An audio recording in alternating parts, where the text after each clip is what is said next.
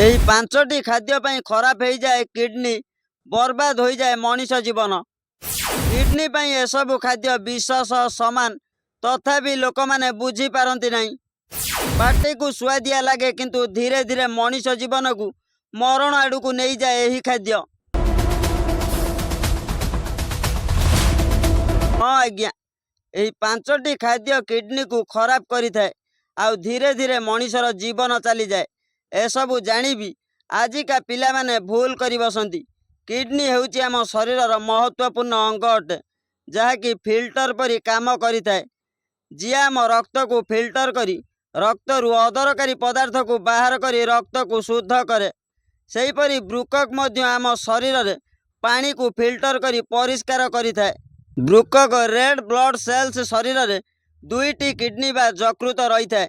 खराब जिनिस खाइबा द्वारा आम ब्रुकक जल्दी खराब हो जाए। तेबे जानी नियंतु कौन खाइले ब्रुकक जल्दी खराब होता है। बेसी आमिष खाइबा द्वारा ब्रुकक जल्दी खराब होता है। एथिरे अधिक एनिमल प्रोटीन थाए जहाँकि अधिक मात्रा रे एसिड बढ़ाई थाए।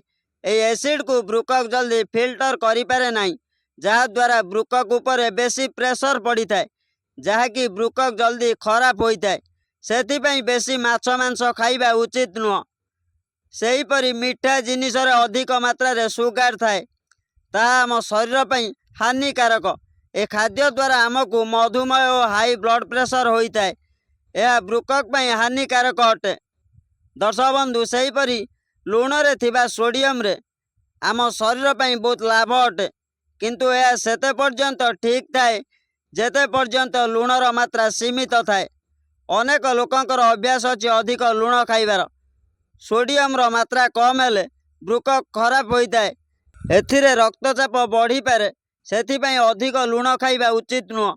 सेहीपरि औषध खाइबा द्वारा रोग भल हुए किंतु अधिक औषध खाइबा द्वारा ब्रुकक पई हानिकारक होता है।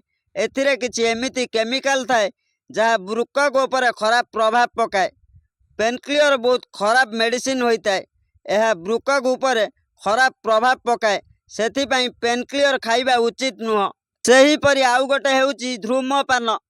सिगारेट बीड़ी हुक्का पीवा द्वारा आम रक्तनली सुखी जाइए जहा द्वारा अनेक रोग होता है।